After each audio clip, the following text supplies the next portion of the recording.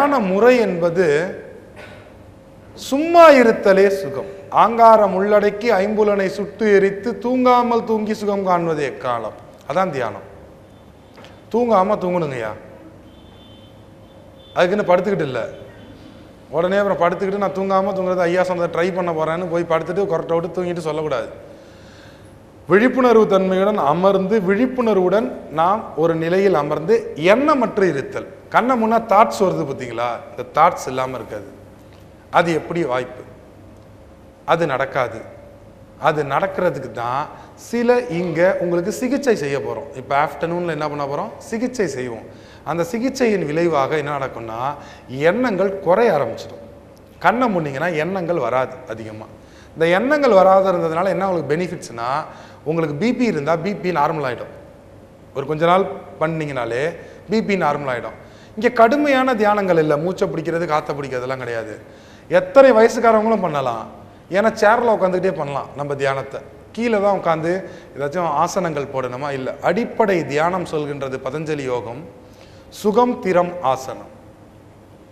யோகத்துக்கான authority Patanjali சொல்றாரு. நீ எப்படி நீ இதுக்குள்ளார வர முடியும்? ஆன்மீகத்துக்குள்ளார யோகத்துக்குள்ளாரன்னா சுகம் திறம் ஆசனம். நீ பண்ற விஷயம் உனக்கு சுகத்தை கொடுக்கணும், உடல் ரீதியாக, மன ரீதியாக, ஆத்மவியல் ரீதியாக. அடுத்து உன்னை ஸ்திரப்படுத்தணும். அது என்ன பண்ணணும்? உன்னுடைய தேகத்தையும் உன்னுடைய மனதையும் நல்லா வளப்படுத்தணும், ஸ்திரத்தன்மைப்படுத்தணும். அடுத்து என்ன பண்ணணும்? ஆசனம். அதுக்கப்புறம் தான் நம்ம இந்த நிலைக்கே வர முடியும். நம்ம உடனே போய் காலம் அடிச்சுக்கிட்டு போய் உட்கார முடியாது. ஏன்னா இப்போதைக்கு இந்த தேகம் பொய்யுடலாக உள்ளது. உங்களுடைய தேகத்திற்கு பொய்யுடல்னு பேரு. இந்த பொய்யுடலை கடக்க வேண்டும். மெய்யுடல் வந்தால் தான் நீங்கள் தியானம் செய்ய முடியும். இந்த மெய்யுடல் வருதுன்னா படிப்படியாக உங்கள் உடம்புல இருக்கக்கூடிய ஆமங்கள், கழிவுகள் இருக்கு. 6 ஆதார மையத்திலும் 7வது நிலையாகிய சகஸ்கரத்திலும் கழிவுகள் இருக்கு.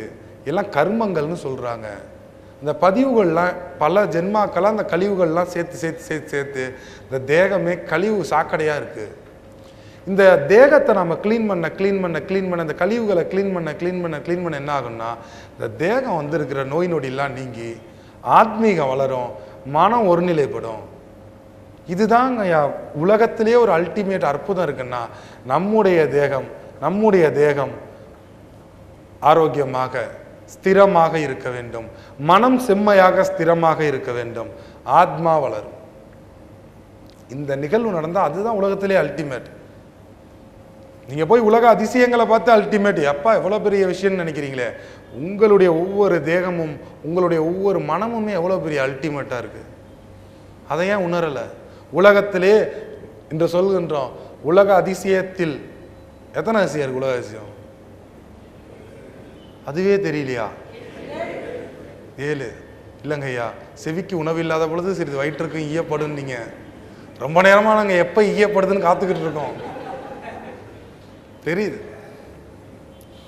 மீண்டும் உங்களுக்கு சத்தியமாக சொல்கின்றோம், இப்பொழுது வாழ்ந்து கொண்டிருக்கக்கூடிய இந்த உடல் பொய் உடல். இது அழிஞ்சிடும். இந்த தேகத்துல வியாதி வரும், சீக்கு வரும்.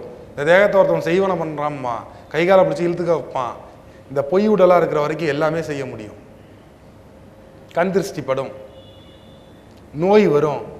என்னதான் நம்ம அளந்து சாப்பிட்டாலுமே நோய் வரும். நோய்ங்கிறது நாம் எடுக்கிற உணவு மட்டும் மருந்து இல்லை. ஏன்னா சீதோஷ்ண நிலைகள் மாறும் பொழுது, சுற்றுச்சூழல் மாறும் பொழுது நோய் வந்துடும் உடம்புல. டக்குன்னு இந்த உடம்பு ஏத்துக்காது. Seasonal disease. நோயே இருக்கக்கூடாது. எப்படி இருக்கும் உடம்பு? நடந்தா உடம்பு கூடயே வரக்கூடாது. எப்படி இருக்கும்? அதுதாங்கயா பிரச்சனை. நீங்க வேற மாடியில வேற நிகழ்ச்சியை வச்சுட்டீங்க.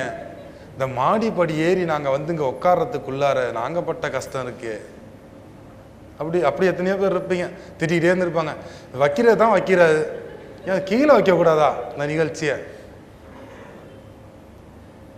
எல்லாரோட மனக்குமுறல்களும் அப்படியே கேட்டுக்கிட்டே இருக்கு காதுல. கண்ணை மூடி உட்காந்தானா அப்படியே கேட்குது. சரி பரவாயில்ல, என்ன பண்றது? வாழ்க்கையில மேலே ஏறுறதுங்கிறது கஷ்டம்தாங்கிறத உணர்த்துறதுக்காக தான் நம்மளோட நிகழ்ச்சி இன்னைக்கு மேலே வச்சிருக்கோம். பாருங்க, இப்ப சாவு அது சாப்பாடுங்கிறதுக்கு என்ன தெரியுமா அர்த்தம்? சாவுக்கு பாடுபடுறதுக்கு பேர் சாப்பாடு. அந்த சாவுக்கு பாடுபடக்கூடிய சாப்பாடு என்பது கீழே இறங்கினா தான் கிடைக்குங்கிறதுக்காக தான் கீழே சாப்பாடு வச்சிருக்கு. இது ஞான அர்த்தம். லோகார்த்தங்கிறது பல பேர் கல்யாணத்துக்கு வந்தால் கீழே வந்து என்ன பண்ணிட்டு மொய்யை கொடுத்துட்டு அப்படியே போயிடுறாங்க, சாப்பிட மாட்டாங்கிறதுனால தான் மேலே இருக்கிற ட்ரைனிங்கே எல்லா இதுலையும் கீழே மாற்றினாங்க. இது லோகார்த்தம். பேசணும்னா அப்படியும் பேசலாம், இப்படியும் பேசலாம் இல்லையா ஐயா? வீட்டு உங்கள்கிட்டலாம் சொல்கிறேன், ஒரு அற்புதமான ஒரு தலம், ஒரு அற்புதமான ஒரு நாள் இது. நீங்கள் எதுக்காக வந்தீங்களோ, என்னென்னலாம் மனசில் நினச்சிட்டு வந்தீங்களோ எல்லாத்தையும் விட்டுட்டு ஒரு ஃப்ரீயாக எம்டியாக இருந்தீங்கன்னா இப்போயும் ஒன்றும் கெட்டு போகல. இதுக்கு அடுத்த வர செக்ஷன் ரொம்ப முக்கியம். நீங்கள் ஃப்ரீயாக நான் ஒரு குழந்தை மாதிரி நான் என்ன சொல்கிறேனோ அப்படியே நீங்கள் பண்ணிட்டு இருந்தீங்கன்னு வச்சிங்களேன், நீங்கள் என்ன நினச்சிட்டு உங்கள் உள்ளத்தில் வந்தீங்களோ அது நியாயமான கோரிக்கையாக இருக்கும் பட்சத்தில் கண்டிப்பாக வாழ்க்கையில் நிவருங்கய்யா. கண்டிப்பாக அதுக்காக வந்து நீங்கள் எதுவுமே உங்கள் மனசில் வந்து ஒரு புள்ளி ஒரு பர்சன்டேஜ் கூட அதில் சந்தேகமே உங்களுக்கு வேண்டாம். ஆன்மீகம் வேணும்னா ஆன்மீகம் கிடைக்கும், உடலியல் சௌகரியம் வேணும்னு வந்திருந்தீங்கன்னா அது கண்டிப்பாக கிடைக்கும், இல்லை மனோவியல் திடம் வேணும்னா அது கண்டிப்பாக கிடைக்கும். எது வேண்டு கேட்கின்றீர்களோ அது கிடைக்கும். கேட்கக்கூடியது நியாயமானதாக இருக்கும் பட்சத்தில் எது நியாயம் எது அநியாயம், நீங்கள் வேண்டக்கூடிய உங்களுடைய வேண்டுதல் ஒரு விஷயம்தான். நீங்கள் கேட்குற உங்களுடைய வேண்டுதல்னால் பிற ஆன்மாக்கள் துன்பப்படாத வகையில் நீங்கள் வேண்டினால் அது நியாயம். உங்களுடைய வேண்டுதலில் இன்னொரு ஆன்மா துன்பப்பட்டுச்சுன்னா அது கண்டிப்பாக நடக்காது. அதனால் எந்த ஒரு ஆன்மாவுக்கும் துன்பம் இல்லாத நிலைக்கு நீங்கள் உங்களை பற்றி வேண்டியுங்க, உங்கள் குடும்பத்தை பற்றி வேணா வேண்டியுங்க. இதெல்லாம் உங்களை பொறுத்தது. நம்மளோட தொழில் நல்லா வரணும், நம்ம பிஸ்னஸுக்கு நம்ம கடைக்கு கூட்டம் வரணும்னு வேண்டிக்கிறது பிரச்சனை கிடையாது. அடுத்தவன் கடைக்கு போகிற கூட்டத்தெல்லாம் நிறுத்தி அந்த கூட்டம் என் கடைக்கு வரணும்னு நினைக்கிறது. ஒருத்தவன் மொபைல் ஷாப் வச்சுட்டான்னா கரெக்டு, அங்கே வர பிஸ்னஸை பார்த்த உடனே மொபைல் ஷாப்புன்னா என்னன்னே தெரியாத நம்மளும் கடனை வாங்கி வைக்கிறோம் பார்த்தீங்களா, அங்கே தான் பிரச்சனை ஆரம்பிக்கும். அவன் பாவம் ஏதோ அவன்கிட்டயே போய் கற்றுட்டு வந்து ஏதோ கஷ்டத்தில் இன்வெஸ்ட் பண்ணியிருப்பான், அவனுக்கு வர கூட்டத்தை பார்த்துட்டு மொபைல் கடை வச்சா லாபம் போல அப்படி நினச்சிட்டு வச்சா நடக்காது. வாழ்க்கையை வந்து ரொம்ப தெளிவாக உணர்ந்துங்க. இந்த தலம் மீண்டும் சொல்லுகின்றோம், மீண்டும் மீண்டும் உங்களுக்கு சொல்கிறோம், இந்த தலம் மாதிரி ஒரு தலம் மீண்டும் கிடைக்குமா? ஞானி பிருந்தாவனர் மீண்டும் மீண்டும் அற்புத சித்தர் சிகிச்சை நடத்துவார். ஐயா நான் எதையுமே நான் வந்து நான் நிகழ்ச்சி ஆரம்பித்த அன்னையிலேருந்தே சொல்கிறேன், எனக்கு அடுத்த உத்தரவு வந்தால் தான் நான் வந்து அற்புத சித்தர் சிகிச்சை கண்டெயின் பண்ணுவேன். என்னோட குருமகான் இல்லை நீ பண்ணது போதும் அப்படின்ட்டாங்கன்னா எனக்கு ரொம்ப சிம்பிள், 8807064577ங்கிற சிம் கார்டை உடச்சி போடுவேன், என் எஃபி அக்கௌண்ட் எல்லாத்தையுமே கேன்சல் பண்ணுவேன். நீங்கள் வலை போட்டு சல்லடை போட்டு என்னை சலித்தாலும் நீங்கள் யாருமே என்னை மீட் பண்ண முடியாது. நான் எப்போ இதில் என்ட்ராக வந்தேனோ உலகத்துக்கு, எனக்கு ரிட்டர்ன் போகிறதுக்கு உண்டான எல்லா வழிகளையும் நான் ஓப்பன் பண்ணி வச்சுக்கிட்டு தான் நான் என்ட்ரே ஆனேன். மீண்டும் சொல்கிறேன், ஞானி பிருந்தாவனர் பெரிய குருமகான் அப்படியே நீங்கள் என்னோடய ஃபாலோவர் ஆகிடுங்க, என்னோடய ஃபோட்டோ வச்சுட்டு பூஜை பண்ணுங்கிறதுலாம் நான் ஆள் கிடையாது. நான் அந்த மாதிரி ஆள் இல்லை. என்னை பொறுத்த வரைக்கும் ஆன்மீகத்திலும் வாழ்க்கையிலும் நீங்கள் தவழ்ந்து கொண்டு கஷ்டப்படுறீங்க, எந்திரிச்சு நடக்க முடியாமல். நான் ஒரு கைத்தடி, ஒரு ஸ்டிக், ஒரு வாக்கிங் ஸ்டிக். இந்த ஸ்டிக்கை வச்சு நீங்கள் எந்திரிச்சு நடக்கிறதுக்கு பழகிங்க. நடக்க ஆரம்பித்ததுக்கு அப்புறம் எப்படி ஒரு குழந்தை அந்த ஸ்டிக்கை தூக்கி போட்டுருமோ அது மாதிரி ஞானி பிருந்தாவனரை கண்டிப்பாக நீங்கள் தூக்கி போட்டுருங்க, வச்சுக்காதீங்க. நான் மீண்டும் மீண்டும் சொல்கிறேன், இதில் ரொம்ப விழிப்புணர்வுடன் இருங்க. ஆன்மீகங்கிறது இதுதான் உண்மை. அங்கே நீங்கள் இருக்கீங்க, உங்களை படைச்ச இறைவன் இருக்கான், உங்களுக்கு அவனுக்கும் தான் நடக்கணும் ஆன்மீகம். குரு என்பவர்கள் எல்லாம் ஒரு கைகாட்டி மட்டுமே, ஒரு வழிகாட்டி, அவ்வளோதான். நீங்கள் குருவை போய் கும்பிட்டுக்கிட்டு இருக்கீங்க, குருவை போய் பிடிச்சிக்கிட்டு இருக்கிறீங்க, ஒரு மரியாதை நிமிர்தான் இருக்கணும். ஐயா நீங்கள் தான் வழிகாட்டினீங்க. நம்ம படித்த ஸ்கூல் மாஸ்டரை பார்க்கும்போது சார் நான் உங்கள்கிட்ட படித்த ஸ்டூடெண்ட் சார் அப்படின்னு நம்ம ஒரு விஷ் பண்ணுறோம் இல்லையா, அவ்வளோதான். இது நாங்கள் உங்கள் ஆத்மாவுக்கு வழிகாட்டுறோம், அதுக்கும் ஒரு நன்றி. நல்லதுங்க ஐயா, ஞானி பிருந்தாவனர் தான் சொல்லி கொடுத்தாரு நான் நிலைக்கு வர்றதுக்கு, அது போதும். ஆயுசுக்கும் குருவுக்கு தொண்டு பண்ணிக்கிட்டோம், குருவுக்கு வந்து சேவை பண்ணிக்கிட்டோம், குருவுக்கு வந்து நீங்கள் அப்படியே இருக்கணுங்கிற அவசியம்லாம் கிடையாது. உங்கள் வாழ்க்கையை நீங்கள் வாழுங்கய்யா, உங்கள் தாய் தகப்பனுடன், உங்கள் கட்டிய மனைவி மக்களுடன் அவங்களோட நிம்மதியாக வாழுங்க, ஆனந்தமாக வாழுங்க. காசுக்கெல்லாம் கஷ்டப்படாதீங்க. சித்தர்கள் அப்படிங்கிற ஒரு சப்ஜெக்டுக்குள்ளார வந்து நீங்கள் கஷ்டப்படுறீங்கன்னா உங்களோட அறியாமை தான் காரணம். உங்களோட வழிபாடு அறியாமையில் இருக்கீங்க, இதான் உண்மை. சித்தர்களெல்லாம் கும்பிட்டீங்கன்னா உங்களெல்லாம் தூக்கி கோபுரத்தில் உட்கார வைப்பாங்க. சித்தர்களை எப்படி தெரியுமா கும்பிடணும்? சித்தர்களை போய் நீங்கள் படத்தை வச்சு பூஜை பண்ணுறதை அவங்க எதிர்க்கிறாங்க. கல்லையும் செம்பையும் கும்பிடுவது புல்லறிவாகும்படி குதம்பாய் புல்லறிவாகும்படி. அப்படி சொல்ற குதம்பை சித்தருக்கே கல்லுல சிலை செஞ்சு வச்சுட்டு பூஜை பண்ணிட்டு நிக்கிறீங்க. அதான் கொடுமை. இன்னைக்கு எதை செய்யாதான் நாங்களோ அதை செய்றீங்க. அவங்கள்ட்ட வரம் வாங்குறீங்களோ இல்லையா, சாபத்தை வாங்காதீங்க. சித்தர்கள் வழிபாட்டில் சித்தர்களின் வழிபாடு என்ன தெரியுமா? அவர்கள் எந்த வழியில், அவரும் ஒரு தாய் தகப்பனுக்கு மனுஷனா பிறந்தவன் தான். எந்த சித்தனுங்க வானத்தில் இருந்தெல்லாம் குதிக்கல. அவங்களும் பல ஜென்மாக்கள், பல பிறவிகள் கஷ்டப்பட்டு துன்பப்பட்டு மீண்டும் மீண்டும் பிறந்து பிறந்து பிறந்து தான் ஏதோ அவனுக்கு குருமகான்கள் அந்த நிலைக்கு வந்திருக்காங்க. அவங்க அதை தான் தன்னோட பாடல்ல பாடுறாங்க. நாங்கெல்லாம் இப்படிதான் நாங்களும் வந்தோம்.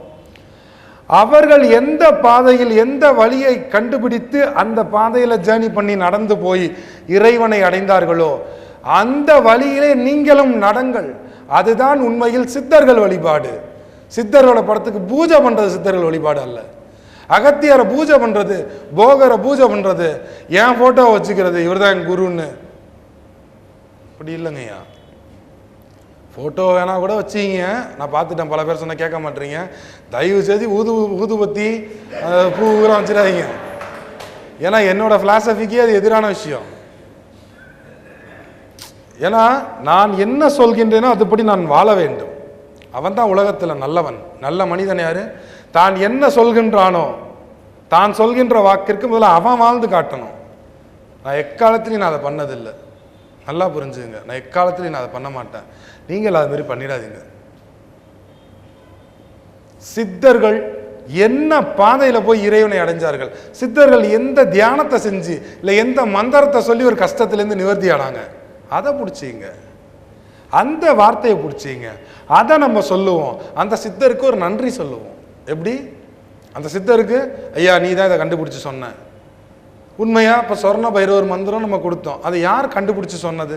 கொங்கணவருங்கிற மிகப்பெரிய சித்த புருஷர் தான் கண்டுபிடிச்சு சொன்னார். போகர் சொல்லலை. அதை நான் போகரோட அத்தாரிட்டியை மட்டும் இங்கே வந்து பேசலை. நான் சர்வலோகத்தில் இருக்க எல்லா சித்தருக்கும் அத்தாரிட்டியாக உட்காந்து தான் பேசிக்கிட்டு இருக்கேன். எனக்கு எல்லா சித்தர்களையுமே பிடிக்கும். எல்லாரும் பெரியவங்க. எல்லா ரிஷிகளையுமே பிடிக்கும். எல்லா முனிவர்களையும் பிடிக்கும். எல்லா சூஃபிகளையும் பிடிக்கும். எல்லா புத்திஸ்ட் அந்த நிலையில் அடைஞ்சவங்க எல்லாரையுமே பிடிக்கும். திபெத்திய லாமாக்களை ரொம்ப பிடிக்கும். யாரையும் அப்படியே வந்து நம்ம வந்து வேணாம் வேணாம் அவங்க போய் நான் தான் பெருசு, என்னுடைய மார்க்கம் தான் உயர்வு அப்படிலாம் சொல்லாதீங்க. எல்லா மார்க்கமும் உயர்வு தான். இறைவனை எந்த மார்க்கத்தில் வேண்டுமானாலும் அடையலாம். ஆனால் எழுதி வைத்துக் கொள்ளுங்கள், இறைவனை அடைய வேண்டுமானால் வாழ்க்கையில் இருக்கக்கூடிய கஷ்டங்கள், தர்திரியங்கள் இதிலிருந்து வெளிப்பட வேண்டுமானால் உங்களுடைய பொய்யுடலை கடந்து மெய்யுடலை அடைந்தால் மட்டும்தான் முடியும் என்பதை சொல்லி இந்த அற்புதமான சத்சங்கத்தை நிறைவு செய்கின்றோம். பரிபூரணம். சித்தர்கள் வாலி, சிவம் வாலி, முனி தேவர்கள் வாலி, பக்தர்கள் வாலி, பதம் வாலி என இன்றையம் குருநாதர் போகர் அப்பா வாலி. இங்கு வந்திருக்கும் நீங்கள் எல்லோரும் வாழ்வாங்கு வாழ்ந்திட வேண்டி நிறைவு செய்கின்றோம். பரிபூரணம்.